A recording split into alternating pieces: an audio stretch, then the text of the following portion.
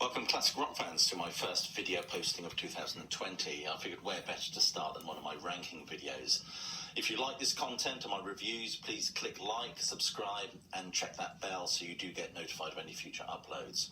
For this video, I'd like to do a ranking of Queen's albums worst to best. Of course, this is purely my opinion, my personal preferences, and I'd certainly be interested in yours, so please leave your comments below.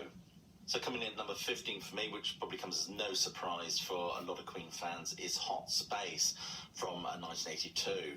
I think it's fair to say that most bands can have a disappointing album, and this is definitely Queen's. I think this is an album that is very misguided. It seems to be very much influenced by the sort of music Freddie was exposed to in many of the clubs he'd frequent. It's an incredibly inconsistent record, in my opinion, saved by the Brian May compositions, and of course the inclusion at the very last moment of the absolutely marvellous Under Pressure. But Hot Space delivers music that certainly seems to belong to the genre of black disco, R&B. It's certainly a far cry from their usual sound. And you've got to remember, in the early 80s, for the rock crowd, if you like, disco was still very much seen as a pejorative at the time. I think it's fair to say that the guitar work on this album is very underplayed. It's as subdued as a vibrator on 6 feet of sand. In many ways, the guitar is subordinate to the sort of synth textures the band wanted to explore for this record.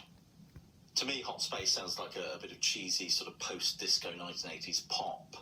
It's redeemed slightly, as I've said before, by the Brian May compositions. One critic has already pointed out, and I have to concur fully, is that the song Body Language also sounds like a bit of a dry run for Billy Ocean's when the going gets tough. And this album is certainly tough going.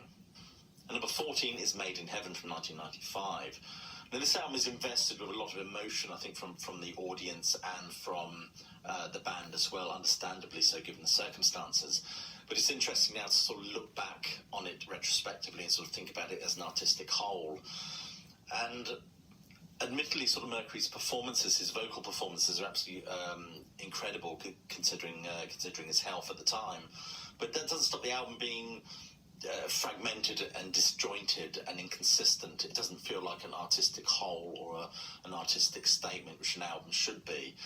It feels like a kind of a collection of curios, really, a sort of collection of B-sides and offcuts that bands often put together at the last minute or often release as to supplement something else. That's what it feels like to me. That's not to say there aren't occasional glimpses of absolute brilliance on this album. I think Heaven for Everyone, Winter's Tale, You Don't Fool Me, but the album does feel like a kind of an anthology of offcuts. I certainly understand that this album was probably almost a cathartic experience for the band and maybe for the listener as well at the time, but it certainly falls short of their best material, and it seems like a band that have certainly run out of ideas at this point. And that last 20 minutes sort of ambient instrumental at the end of the album certainly shows a band bereft of any creativity. Number 13 is Flash Gordon from 1980. Now, I must admit, I do like some of the instrumentals on this record, and I do like the film, but then I've got a thing for sort of camp sci-fi in many respects.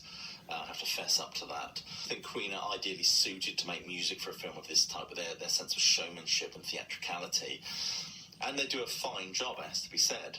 Of course, this album is almost entirely instrumental, which is no doubt what we'd expect from a soundtrack, apart from, of course, Flash's theme and The Hero, of course, which had lyrics.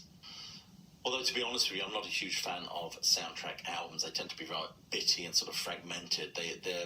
They're served up to accompany the main event rather than being the main event in themselves. So I generally do not like sort of soundtrack albums, to be honest with you. In many ways, this album is of its time, I think, and as is the film, of course. Those sort of number 13. And number 12 is A Kind of Magic from 1986. This album, for me, is very much a soundtrack vibe to it, probably due to the fact that 6 of the songs on this record are for the Highlander Project or accompany the Highlander Project. You know, those songs are set against, it's a kind of magic and friends will be friends and One Vision, which